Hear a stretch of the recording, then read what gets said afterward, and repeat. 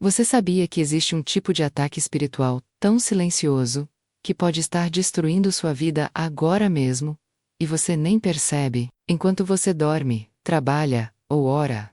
Há forças invisíveis tentando bloquear suas bênçãos, roubar sua paz, e desmanchar sua família. E o pior, a maioria dos cristãos está completamente vulnerável, porque ninguém lhes ensinou a se defender. Hoje vou revelar segredos que o reino das trevas não quer que você saiba. Métodos que usei durante anos para destruir famílias inteiras. E mais importante, como você pode anular cada um desses ataques, usando armas que já estão nas suas mãos. Mas preciso que você preste muita atenção porque o que vou compartilhar não é teoria. São verdades que aprendi do lado mais escuro da espiritualidade. Verdades que quase me custaram a alma. Se você está passando por bloqueios inexplicáveis, doenças que os médicos não conseguem diagnosticar, relacionamentos que desmoronam sem motivo aparente, ou se sente uma opressão constante que não consegue nomear, esse vídeo foi feito para você. Agora mesmo, enquanto ainda estamos começando, escreva nos comentários: eu creio no poder da oração. Essa declaração já começa a quebrar cadeias. Vamos juntos nessa jornada. Deixe eu me apresentar. Eu não sou apenas alguém que leu sobre o mundo espiritual em livros, ou ouviu histórias de terceiros. Eu vivi dentro dele. Durante 17 anos da minha vida, eu fui uma das ferramentas mais afiadas que o inferno tinha nas mãos. Fui iniciada aos 9 anos de idade, por minha própria tia materna, numa cerimônia que marcou minha alma com selos que eu nem sabia que existiam. Cresci numa região onde a feitiçaria não é escondida. É praticada abertamente. Passada de mãe para filha de avô, para neta, como se fosse uma herança de família. Aprendi a fazer pactos, a invocar entidades, a manipular energias, e a lançar trabalhos que destruíam vidas à distância. Eu não precisava conhecer a pessoa. Bastava um fio de cabelo, uma foto, um objeto pessoal. Às vezes, nem isso. Apenas o nome completo, e a intenção certa, eram suficientes para abrir portais de tormento na vida de alguém. Trabalhei com sacrifícios noturnos, rituais de sangue, consagrações a entidades antigas, que exigiam obediência total. Eu não era uma curiosa. Eu era comprometida. Tinha acesso a níveis profundos. Participava de reuniões espirituais, onde estratégias eram traçadas contra famílias inteiras, contra igrejas, contra servos de Deus. Sim, contra servos de Deus. Porque o alvo principal sempre foi a igreja. E durante todo esse tempo, eu achava que estava no controle. Achava que tinha poder. Mas a verdade é que eu era apenas uma escrava bem adestrada, usada e descartável. Por fora, eu sorria. Por dentro, eu morria um pouco a cada dia. Até que algo aconteceu. Algo que nem todo o poder das trevas conseguiu impedir. Mas isso, vou contar mais adiante. Por agora você precisa entender que eu sei do que estou falando. Eu conheço o manual de guerra do inimigo. E hoje, liberta pelo sangue de Jesus, uso esse conhecimento para desmascarar as obras do mal e ensinar o povo de Deus a lutar de verdade. A primeira vez que eu realmente entendi que o mundo espiritual não era fantasia, eu tinha apenas 10 anos. Foi numa noite de sexta-feira. Minha tia me levou para uma casa afastada, longe da cidade, escondida entre árvores antigas, que pareciam sussurrar quando o vento batia. Dentro daquela casa, havia pessoas que eu nunca tinha visto.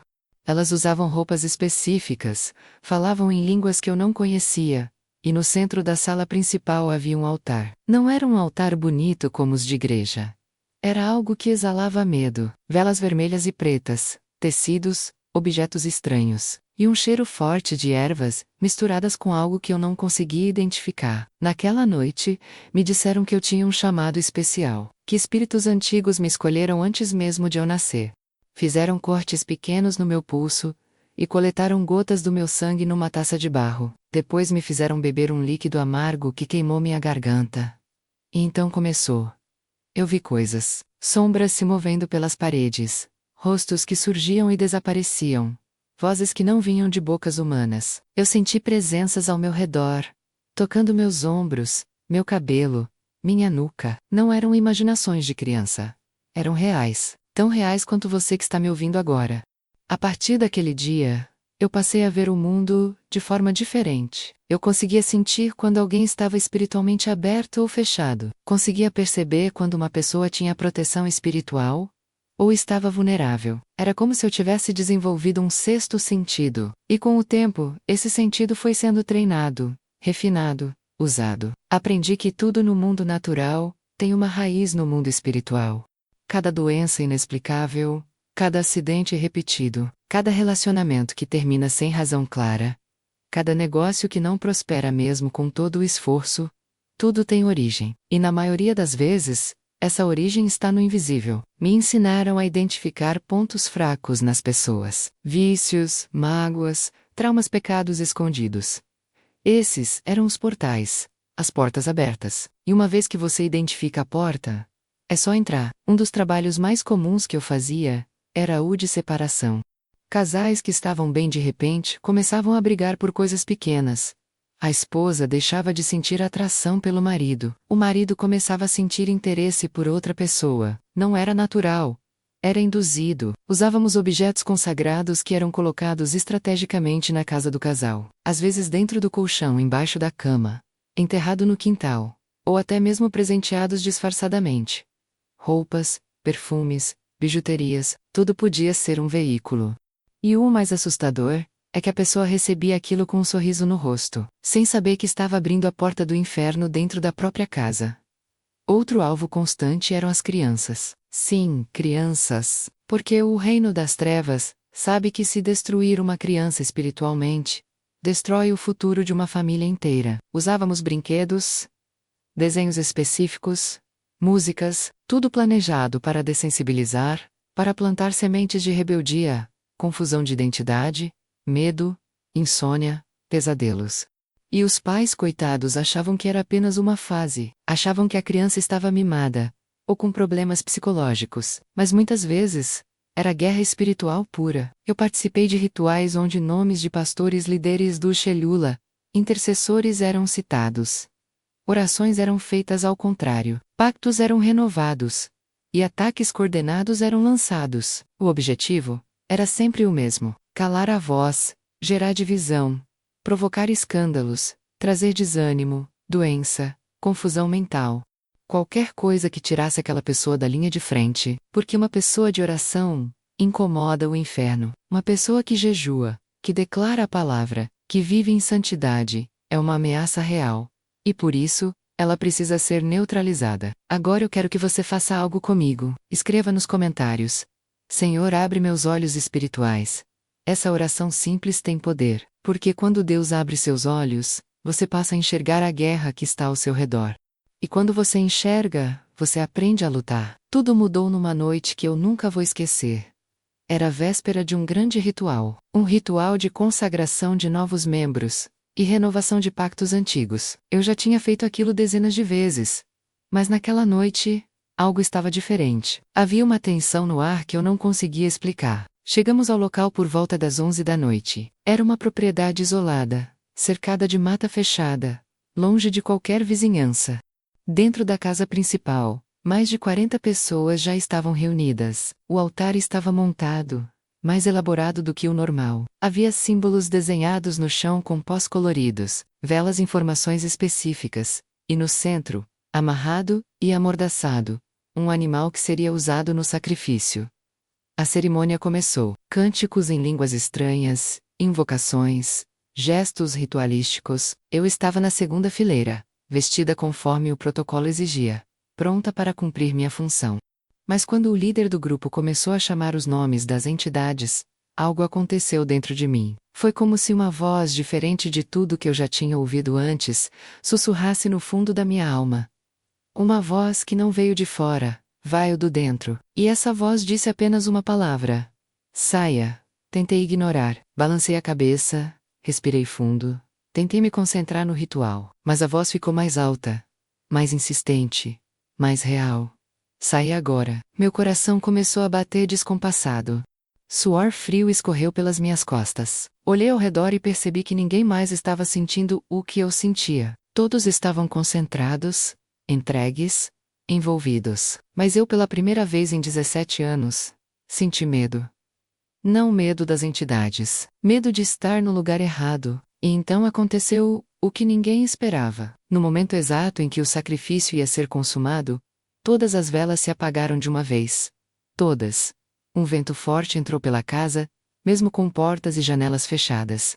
E ouvimos algo que gelou o sangue de todos ali presentes. Uma voz trovejante, vinda de lugar nenhum, e de todo lugar ao mesmo tempo, que ecoou pelas paredes e disse: basta.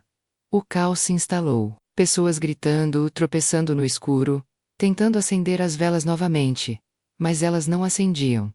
Lanternas falhavam, celulares desligavam sozinhos. Era como se toda a fonte de luz tivesse sido bloqueada. E no meio daquela confusão, eu vi com meus próprios olhos espirituais algo que me fez cair de joelhos. Vi um ser de luz imenso, poderoso, em pé ao lado do altar. Ele não falou comigo. Apenas olhou. E naquele olhar havia algo que eu nunca tinha experimentado. Não era ódio, não era condenação. Era compaixão. Era como se ele estivesse dizendo: você não precisa estar aqui. Não sei quanto tempo ficamos naquele caos. Poderia ter sido minutos ou horas, mas quando as luzes finalmente voltaram, metade das pessoas já tinha fugido. O líder estava pálido, em estado de choque. O ritual foi interrompido. Algo que nunca tinha acontecido antes. E todos sabiam que aquilo não foi coincidência. Foi intervenção. Voltei para casa naquela noite, sem falar com ninguém. Tranquei a porta do meu quarto, e pela primeira vez em toda a minha vida, fiz algo que nunca tinha feito. Orei. Mas não foi uma oração aos espíritos que eu sempre invoquei. Foi uma oração diferente. Eu disse: Jesus, se você é real, se você é mais forte do que tudo isso, me mostra. Porque eu não aguento mais. Não houve trovão. Não houve voz audível. Mas houve algo ainda mais poderoso.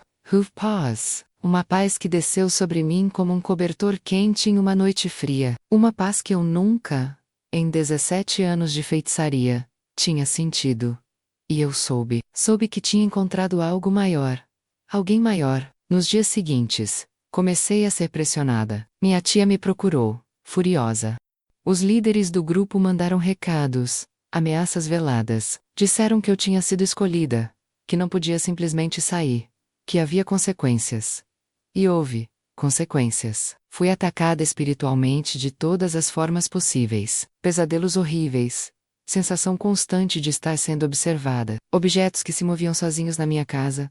Vozes me chamando no meio da noite. Eles estavam tentando me puxar de volta. Mas eu não voltei. Porque naquela noite, quando orei pela primeira vez, algo dentro de mim foi despertado. Algo que as trevas não conseguiam mais controlar.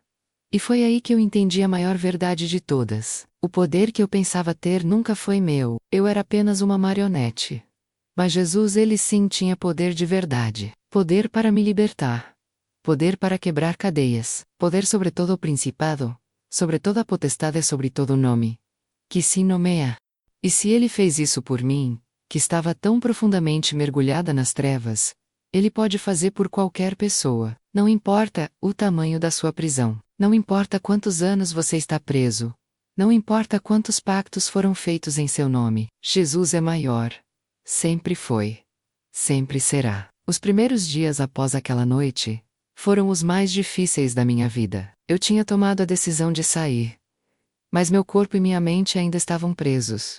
Acordava no meio da madrugada, com a sensação de que alguém estava sentado no meu peito, me sufocando. Ouvia vozes me chamando pelo nome, me acusando, me lembrando de tudo que eu tinha feito, e eram muitas coisas. Sangue nas minhas mãos, vidas que eu ajudei a destruir, pactos que eu tinha assinado com meu próprio sangue. Como alguém como eu poderia ser perdoada? Essa era a pergunta que me atormentava, mas então lembrei de algo que ouvi uma vez, anos atrás, quando passei em frente a uma igreja. Um homem pregava na porta e disse: o sangue de Jesus é mais forte que qualquer pacto de sangue que você tenha feito. Na época, ri daquilo. Mas agora, aquelas palavras voltaram como um eco. Decidi procurar ajuda. Não foi fácil. Tive que enfrentar a vergonha, o medo de ser rejeitada, o medo de ser julgada. Encontrei uma igreja pequena, num bairro simples, e sentei no último banco. Não falei com ninguém. Apenas observei. Vi pessoas comuns, como eu, cantando, orando, chorando. E pela primeira vez, senti que talvez houvesse um lugar para mim ali. Depois do culto, uma senhora se aproximou. Ela não me conhecia, mas olhou nos meus olhos e disse: Filha, Jesus está te chamando. Você não precisa mais carregar esse peso sozinha. Desabei e chorei como nunca tinha chorado antes. E ela me levou para uma sala, onde havia um grupo de intercessores, pessoas que dedicavam suas vidas a orar por libertação de outros. Quando contei minha história, ninguém me julgou. Ninguém teve medo de mim. Pelo contrário, eles se posicionaram ao meu redor e começaram a orar. E aquela oração não foi como as que eu costumava fazer. Não havia manipulação, não havia barganha. Era uma oração de autoridade. Em nome de Jesus, quebramos todo pacto de sangue. Em nome de Jesus, anulamos toda a consagração feita sobre esta vida. Em nome de Jesus, declaramos liberdade. Enquanto eles oravam, senti algo se movendo dentro de mim. Não era físico, mas era real. Era como se correntes invisíveis estivessem sendo arrebentadas uma por uma. Gritei. Tremi. Senti náuseas. Mas eles não pararam. Continuaram declarando a palavra, usando o nome de Jesus como uma espada que cortava cada amarra. Aquela sessão de oração durou horas. E quando terminou, eu era outra pessoa, não completamente curada, mas definitivamente liberta. A opressão constante que eu sentia tinha ido embora. O peso no peito tinha desaparecido. Pela primeira vez em 17 anos, respirei aliviada. Mas a libertação não foi instantânea em todas as áreas. Foi um processo. Tive que aprender a renunciar todos os teus. Aquilo que eu tinha sido. Tive que queimar objetos que eu guardava. Roupas que usava nos rituais. Papéis com símbolos. Tudo que tinha ligação com meu passado. E cada vez que eu fazia isso, sentia mais leveza. Comecei a frequentar as reuniões de oração. Comecei a ler a Bíblia. Algo que nunca tinha feito. E descobri que cada palavra ali tinha poder. Poder real. Não o poder ilusório que eu conhecia antes. Descobri versículos como Isaías 41, versículo 10. Não temas, porque eu sou contigo. Não te assombres, porque eu sou teu Deus. E aquilo se tornou meu escudo. A transformação foi visível. Meu rosto mudou. A escuridão que eu carregava nos olhos foi substituída por uma luz diferente. As pessoas começaram a me tratar diferente porque eu era diferente. Não era mais aquela mulher amargurada, fechada, cheia de medo. Eu estava me tornando livre. De verdade. Minha família não entendeu no começo. Minha tia me renegou, me amaldiçoou.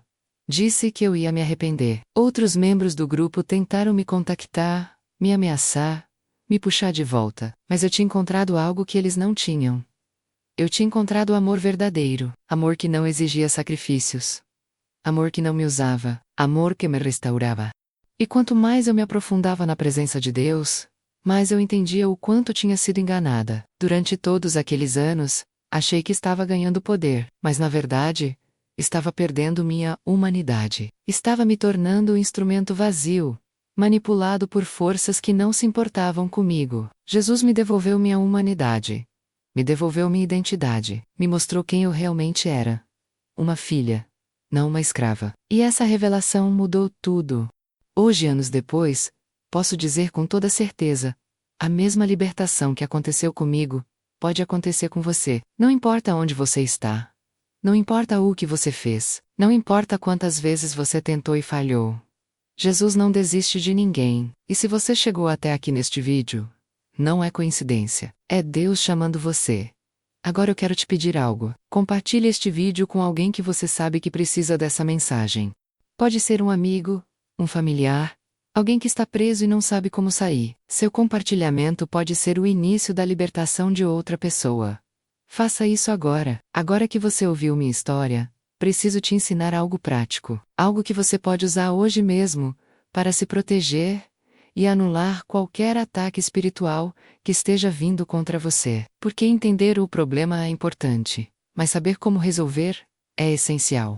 A primeira coisa que você precisa entender é que todo ataque espiritual precisa de uma porta aberta para entrar. Nenhum feitiço, nenhuma maldição, nenhuma obra maligna funciona na vida de alguém que está completamente coberto pelo sangue de Jesus e vivendo em obediência. O problema é que a maioria das pessoas tem portas abertas e nem sabe. Deixa eu te dar exemplos práticos. Objetos. Parece simples, mas não é.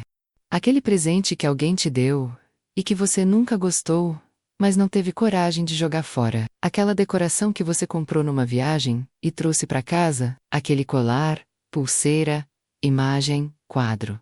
Tudo isso pode ser um ponto de contato espiritual. No mundo da feitiçaria, a gente consagrava objetos para funcionar como antenas. Eles captam e transmitem energias. E quando você coloca isso dentro da sua casa, você está literalmente abrindo um portal. Então, o que fazer? Consagre sua casa. Passe óleo, ungido nos batentes das portas. Declare a palavra de Deus em cada cômodo. E se tiver qualquer objeto que você sente desconforto, que te traz pesadelos que te deixa inquieto, livre-se dele. Não doe. Não venda. Destrua. Queime se possível, porque você não quer passar adiante algo que está contaminado. Palavras. Esse é outro portal gigante que as pessoas ignoram. Quantas vezes você já disse: eu nunca vou conseguir, minha família é amaldiçoada, tudo o que faço dá errado. Eu nasci para sofrer.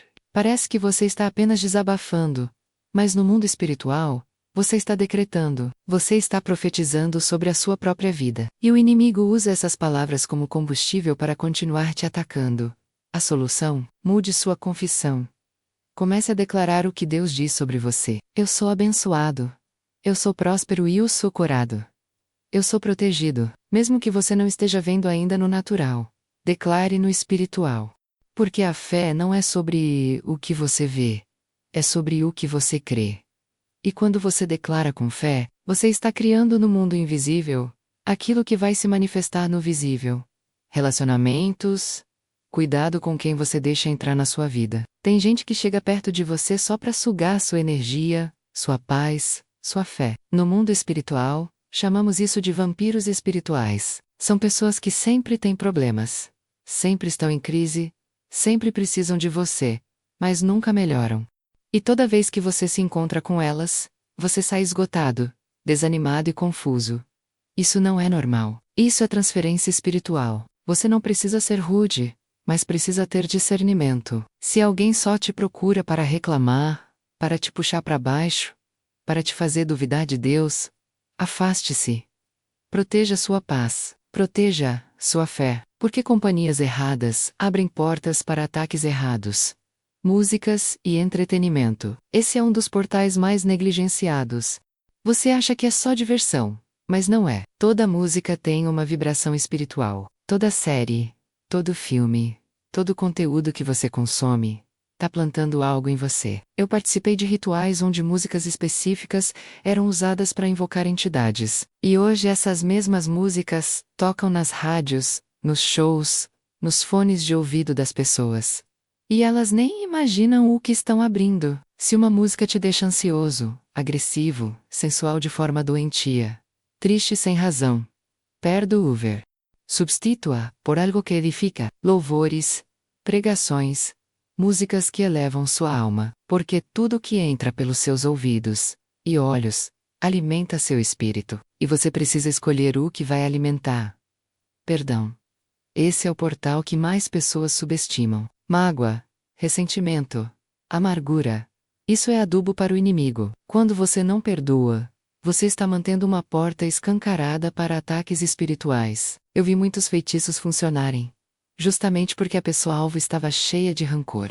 O ódio dela criava uma brecha que facilitava nosso trabalho. Então, se você quer anular ataques, comece perdoando. Perdoe quem te magoou, perdoe quem te traiu, perdoe quem te abandonou. Não porque eles merecem, mas porque você merece ser livre. O perdão não é para o outro, é para você. É a chave que destrava a porta da sua prisão.